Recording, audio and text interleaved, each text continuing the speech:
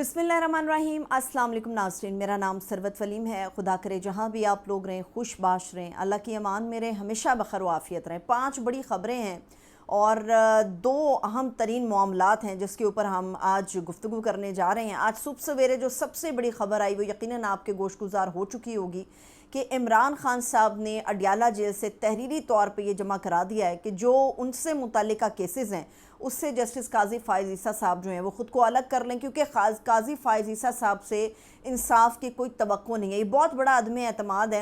अब इस अदम एतमाद के बाद देखना है कि चीफ़ जस्टिस काजी फ़ाइज़ ईसा साहब ये डिटाई का मुज़ाहरा करते हुए भी मौजूद रहते हैं या फिर नहीं रहते, क्योंकि हमारे सामने चंद रोज़ पहले नियाज़ुल्लाह नियाज़ी साहब का किस्सा हमारे सामने है कि जब उन्होंने फ़ाइज़ ईसा साहब पे अदम एतमाद का इज़हार किया था तो उन्होंने कहा था कि ठीक है, हमने आपको सुन लिया। बड़ी रऊनत और तकब्बुर से काजी साहब ने कहा था कि हमने आपको सुन लिया है, अब आप पीछे जाकर बैठ जाएं और मैं ख़ुद को बिल्कुल अलग नहीं करूँगा इस बेंच से। लेकिन अब नैब इंट्रा कोर्ट अपील के अंदर इमरान खान साहब ने तहरीरी तौर पे जमा करा दिया है कि जो उनसे मुतल्लिका जितने भी केसेस हैं उनसे जस्टिस काजी फ़ाइज़ ईसा साहब जो हैं वो ख़ुद को अलग कर लें। ये बहुत बड़ी ख़बर है। एक और जो बड़ी ख़बर है जिससे नज़र आएगा कि जजेस के ऊपर कितना ज़्यादा दबाव है। जस्टिस जहांगीरी के ऊपर तो मैं आज भी बात करूंगी क्योंकि इम्पॉर्टेंट डेवलपमेंट उनके हवाले से भी है, मगर मैं आपको ये बताऊंगी कि जबरी तौर पे जो गुमशुदगियाँ होती हैं या लोगों को लापता कर दिया जाता है या दूसरे अल्फाज में उनका अगवा हो जाता है, उससे मुतालिक आज बड़ी अहम समाअत थी। और ये समाअत जो थी ये जस्टिस गुल हसन औरंगज़ेब साहब हैं, उनकी अदालत के अंदर थी। इस्लामाबाद हाई कोर्ट की जज हैं, उनकी अदालत के अंदर ये केस लगा हुआ था कि 20 साल से एक शहरी अतीकुर रहमान लापता है, उसकी बाजियाबी का केस था। अब इसके अंदर जो रिमार्क्स उन्होंने दिए वो नहायत ही, आप ये समझ सकते हैं या वो आप अदालत या जजेस की हालात को समझ सकते हैं जो उन्होंने अक्कासी की है। जस्टिस गुल हसन औरंगज़ेब साहब ने कहा, उन्होंने कहा कि जबरी गुमशुदगी का मतलब तो यही है कि जो हमारी आर्म्ड फोर्सेस हैं उन्होंने इस बंदे को उठाया है, इस बंदे को, या ओवरऑल आप बात कर सकते हैं। फिर उन्होंने कहा कि अगर मैं फ़ैसला दे भी देता हूँ तो इससे क्या फ़र्क पड़ता है। एक जज अपना कलम से लिखता है तो उस कलम से लिखे हुए कि वो जानता है कि पाकिस्तान के सिस्टम के अंदर औकात क्या है। वो ये कहते हैं कि अगर मैं फ़ैसला लिख भी दूँ तो मुझे बताइए इससे फ़र्क क्या पड़ता है। वो ये कहते हैं कि आप सोच भी नहीं सकते हम कितने बेचैन और कितने बेबस हैं। फिर वो कहते हैं कि विफाकी वज़रा को अदालत में तलब किया लेकिन कुछ नहीं हुआ, हमने वज़ीर आज़म को भी तलब किया तो वो पोकर फेस और स्माइल के साथ हमारे सामने आ गए। फिर वो कहते हैं कि जस्टिस मोहसिन अख्तर क़यानी ने अपना जब माइंड इसके ऊपर ज़ाहिर किया तो उनके ख़िलाफ़ बदनाम करने के लिए एक घटिया तरीन मुहिम चलाई गई। ये रिमार्क्स हैं उस अहम मामले को लीड करने वाले जज साहब के, जिनको पता है कि जबरी तौर पे गुमशुदगियाँ कैसे और कौन करता है, जबरी तौर पे लोगों को लापता कौन करता है। फिर वो ये भी समझते हैं कि आप लोग केस मेरे सामने लेकर तो आ गए हो, मतलब यहाँ पर जस्टिस साहब ने, जस्टिस मियां गुल हसन औरंगज़ेब साहब ने कुछ लिखा भी नहीं मगर बहुत कुछ लिख भी दिया, कुछ कहा भी नहीं मगर बहुत कुछ उन्होंने कह दिया कि हम कितने मजबूर और बेबस हैं। इसमें सिर्फ 1 या 2 जजेस का मामला नहीं है, मसला ये है कि पाकिस्तान के अंदर इंसाफ कोई भी जज फराहम करने की कोशिश कर रहा है तो उसके साथ सलूक कैसा हो रहा है। मोहसिन अख्तर क़यानी साहब ने अपना माइंड ज़ाहिर किया, हमें पता है उनके ख़िलाफ़ घटिया तरीन मुहिम चलाई गई। हमने देखा है मलिक शहजाद अहमद ख़ान जो अभी रिसेंट सुप्रीम कोर्ट के जज बने मगर chief justice Lahore high court थे, उन्होंने इंसाफ की बात की, इंटरफेरेंस के ऊपर उन्होंने बात की तो उनके ख़िलाफ़ क्या कुछ हुआ। फिर हमें ये भी पता है कि जस्टिस जहांगीरी जो इलेक्शन ट्रिब्यूनल्स के लिए तैनात हैं वो अपने ट्रिब्यूनल के ज़रिए इंसाफ फराहम करना चाहते हैं, मगर उसके साथ क्या हुआ। अब जस्टिस जहांगीरी साहब जो हैं, तारिक महमूद जहांगीरी साहब, उनके हवाले से जो ताज़ा तरीन अपडेट आई है वो इससे भी ज़्यादा शॉकिंग है, इससे भी ज़्यादा तकलीफ़ देह है, इससे भी ज़्यादा तशवीशनाक है। मामला ये है कि जस्टिस जहांगीरी जो कि ट्रिब्यूनल्स को लीड कर रहे हैं और आज बड़ी अहम के समात है ट्रिब्यूनल्स के हवाले से, इस्लामाबाद के 3 हलकों को उन्होंने खोल दिया है और मतलब ये तीनों हलकों के ऊपर वो बातचीत हो रही है और पता है कि वहाँ पर नकली फॉर्म 45 के ज़रिए से लोगों को, तीनों उम्मीदवारों को जितवाया गया है, लेकिन कोई भी एक उम्मीदवार अपना बयान हल्फी या फॉर्म 45 जो असली फॉर्म 45 या उसके पास जो फॉर्म 45 है उसको जमा नहीं करा सका। अब जो रिसेंट अपडेट है तारिक महमूद जहांगीरी साहब के हवाले से, ان کو اپروچ کرنے کی کوشش کی گئی ہے۔ اب ان کی اپروچ کیسی ہے؟ اپروچ اس طرح سے کیا گیا کہ ایک مشکوک نمبر سے جسٹس جہانگیری صاحب کو فون کیے گئے، اور ایک مرتبہ نہیں متعدد مرتبہ ان کو فون کیے گئے۔ اب وہ فون کرنے والا مشکوک شخص ہے، اس کا یہ سامنے ایسا بظاہر نظر آ رہا ہے کہ وہ بذات خود چاہتا تھا کہ جہانگیری صاحب اس سے ٹیلی فون کے اوپر بات کریں۔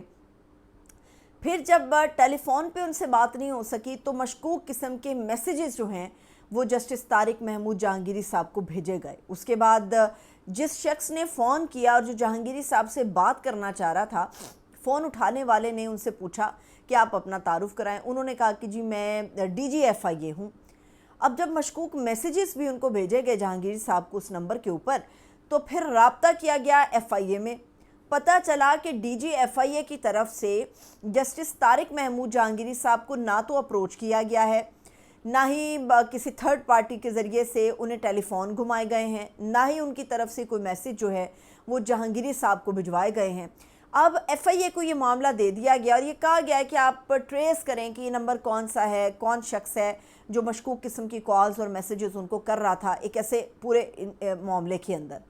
اب FIA کو دے تو دیا گیا ہے، لیکن سوال یہ کہ کیا FIA اس کو ٹریس بھی کرے گی؟ کیونکہ ویسے بھی جو انویسٹیگیشن کے ادارے ہیں ہمارے، ان کے اوپر بڑے سخت قسم کے سنگین قسم کے سوالات ہیں، اور اب اگر ٹریس کر بھی دیتے ہیں تو اس بات کی کیا مصدقہ گارنٹیز ہمارے سامنے آئیں گی کہ یہ وہی شخص ہے جس کو ٹریس کیا گیا ہے، یا اس بات کی کیا گارنٹی ہے کہ ٹریس ہوگا بھی یا نہیں ہوگا؟ پاکستان کے اندر انصاف فراہم کرنے والے ہر جج کے ساتھ جو ہے وہ یہی سلوک ہو رہا ہے، مگر جو جج انصاف فراہم نہیں کر رہا وہ ڈٹائی سے اپنی کرسی کے اوپر بیٹھا ہے، وہ ہمارے محترم چیف جسٹس صاحب ہیں جو اپنی کرسی پر بیٹھے ہیں اور ڈٹائی کا مظاہرہ کر رہے ہیں، ان بینچز سے خود کو الگ نہیں کر رہے جن کے اوپر متعلقہ پارٹی یا متعلقہ فریق عدم اعتماد کا اظہار کر رہا ہے۔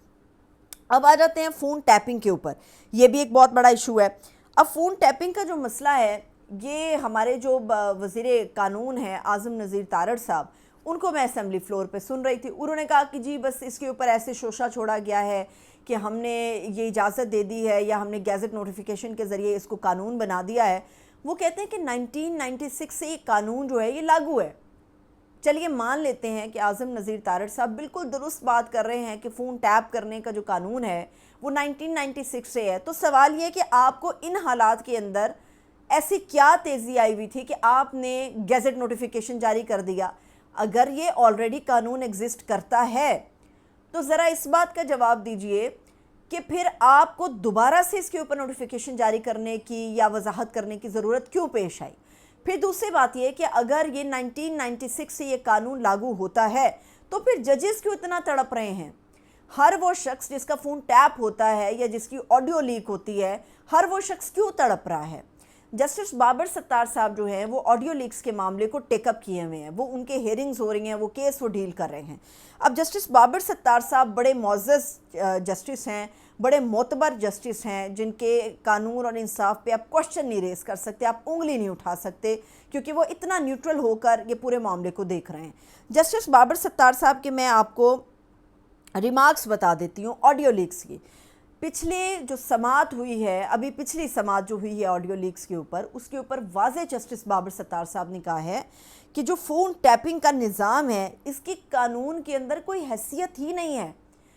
ہمارا وزیر قانون کہتا ہے کہ یہ آلریڈی 1996 سے ایگزسٹ کرتا ہے یہ قانون، مگر جو جج ہے ہمارا، جو اس معاملے کو، جو آڈیو لیکس کے کیس کو سن رہا ہے، وہ پچھلی سماعت میں یہ کہہ گیا ہے کہ بھائی اس کی کوئی لیگل حیثیت نہیں ہے، کوئی قانونی حیثیت نہیں ہے۔ اب کس کی بات پہ بلیو کرے؟ ایک شخص ہے وہ یہ کہتا ہے کہ میں پارلیمنٹ میں قانون بناتا ہوں، ایک وہ شخص ہے جو کہتا ہے کہ عدالت میں بینگ اے جج میں تشریح کرتا ہوں اس قانون کی جو پارلیمنٹ میں ہوتا ہے۔ اب دونوں کے اندر ہمیں سمجھ نہیں آ رہا کہ کون سچ ہے کون جھوٹ ہے۔ ایک آدمی انصاف فراہم کرنے والا ہے، دوسرا قانون تھوپنے والا ہے، اور بڑے سنگین قسم کے سوالات ہیں۔ پھر انہوں نے کہا کہ جی کسی کی شخصی آزادی کو ٹارگٹ نہیں کیا جائے گا۔ کون تعین کرے گا اس بات کا کہ کسی شخص کی جو شخصی آزادی ہے اس کو ٹارگٹ نہیں کیا گیا؟ کون اس بات کو تعین کرے گا اس کا کہ قومی سلامتی کو مد نظر رکھتے ہوئے اور دہشت گردی کے سدباب کے لیے یہ فون ٹیپنگ کا قانون استعمال ہوا؟ یہاں پر تو وزرائے اعظم، وزیر اعظم، سیاستدان، عام آدمی جس سے آپ کو کوئی خطرہ محسوس ہو رہا ہے یا جس سے آپ انتقام لینا چاہتے ہیں، ہر دوسرے شخص کی تو آڈیو لیک یہاں پر ہو گئی ہے۔ وزیر اعظم شہباز شریف صاحب جو ہیں، ابھی نیا ان کا عمران خان کے رجیم چینج کے بعد جب پی ڈی ایم گورنمنٹ بنی تو شہباز شریف صاحب جو ہیں وہ مریم نواز کے داماد کو اپنے ساتھ لے کے ڈرائنگ روم میں بیٹھے ہوئے تھے۔ ان تمام مشینری کی درآمد پر بات ہو رہی تھی جس کے اوپر پابندی عائد ہے۔ اب سوال یہ ہے کہ اس ملک میں تو کوئی بھی محفوظ نہیں ہے، اب وزیر اعظم سے قومی سلامتی کا کیا خطرہ ہے یا کسی جج سے آپ کو قومی سلامتی کا کیا خطرہ ہے؟ تو یہ جو آڈیو لیکس ہو رہی ہیں، اس بات کا تعین کوئی نہیں کر سکے گا کہ کسی کی شخصی آزادی اس سے متاثر نہیں ہوئی، کسی کی جو پرائیویٹ گفتگو ہے وہ اس سے متاثر نہیں ہوئی۔ ہر دوسرا شخص تو آڈیو لیک کا ایک مریض نکل رہا ہے، ہر دوسرا شخص جو ہے وہ تو متاثرہ فریقین میں سے نکل رہا ہے جس کا آڈیو لیک ہو رہا ہے۔ تو پیمانہ کوئی نہیں ہے، لیکن سوالات بہت سارے ہیں جن کا جواب حکومت دینا ناپسند کرتی ہے اور نہ ہی ان کے پاس کوئی جواب ہوتا ہے۔ اب ایک اور چیز جو موسٹ امپورٹنٹ ہے ان تمام معاملات کے اندر، وہ ہے کہ عوام کے اوپر جو مہنگائی کا بم گرایا گیا ہے، ٹیکسوں کی صورت میں گرایا گیا ہے۔ ہمارا اپنا وزیر خزانہ جو ہے اورنگزیب صاحب، وہ عدالت کا کنڈا کھٹکا رہے ہیں۔ وہ کہہ رہے ہیں عدالت جاگے دیکھے یہ ٹیکس جو ہیں وہ نہیں صحیح، وہ نہیں لگنے چاہیے تھے۔ یہ کب کی بات ہے؟ ہمارے وزیر خزانہ اورنگزیب صاحب جب ابھی وزیر خزانہ نہیں تھے تو گورنمنٹ نے ایک ٹیکس رائج کیا تھا۔ اس ٹیکس کو کہتے ہیں سپر ٹیکس۔ آپ کو یاد ہے کہ پچھلے دور کے اندر یہ جو بھی پی ڈی ایم 1 کا دور گزرا ہے اس میں ٹیکس کے بعد ایک سپر ٹیکس لگایا گیا تھا جس کے اوپر بڑی تکلیف ہوئی تھی۔ اب اس تکلیف میں شامل اورنگزیب صاحب بھی تھے جو کہ پہنچ گئے عدالت، اسلام آباد ہائی کورٹ پہنچے اور انہوں نے کہا کہ بھائی یہ سپر ٹیکس نہیں لگنا چاہیے۔ یہ اکیلے نہیں تھے، ان کے ساتھ اور بھی پٹیشنرز تھے جو اسلام آباد ہائی کورٹ پہنچے اور یہ کہا کہ سپر ٹیکس نہیں لگنا چاہیے، یہ زیادتی ہے، یہ ایسا نہیں ہونا چاہیے۔ اسلام آباد ہائی کورٹ سے ان کو ریلیف بھی ملا۔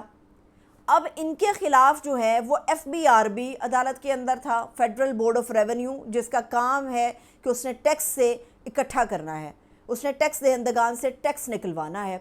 ایف بی آر بھی عدالت میں پہنچ گیا۔ آج اس وقت جب میں آپ سے یہ بات کر رہی ہوں 2024 جولائی ہے، اس وقت وہ جو پٹیشنر سپر ٹیکس کے خلاف اسلام آباد ہائی کورٹ گیا وہ ہمارے ملک کا وزیر خزانہ بن چکا ہوا ہے۔ اپنی دم پر پاؤں آتا ہے تو سب تکلیف سے بلبلاتے ہیں۔ عوام کے تو آپ نے عوام کو تو جیتے جی مار دیا۔ آپ کی ایما کے اوپر بھی ٹیکس پہ ٹیکس، ٹیکس پہ ٹیکس، اور ہر اتنے ٹیکس لگا دیے کہ ٹیکس لگانے والے کا نام ہی بھول جاتا ہے۔ فردر ٹیکس ہے، سپر ٹیکس ہے، ٹیکس کے اوپر ٹیکس ہے، پھر نہ جانے ایف پی کون سا ٹیکس ہے، پھر ایک اور ٹیکس ہے۔ عوام کو جب آپ اس طرح سے تکلیف دیتے ہیں تو آپ لوگ بڑے آرام سے رہتے ہیں، چین کی بانسری بجاتے ہیں۔ جب اپنی دم پہ پاؤں آتا ہے تو سب تکلیف سے بلبلاتے ہیں۔ اور یاد رہے کہ جس سپر ٹیکس کے خلاف ہمارا موجودہ وزیر خزانہ اسلام آباد ہائی کورٹ گیا تھا وہ ابھی بھی کیس ہے اسلام آباد ہائی کورٹ میں، جس کے اندر ایف بی آر بھی موجود ہے اور فریق کی حیثیت سے وزیر خزانہ اورنگزیب صاحب بھی موجود ہیں۔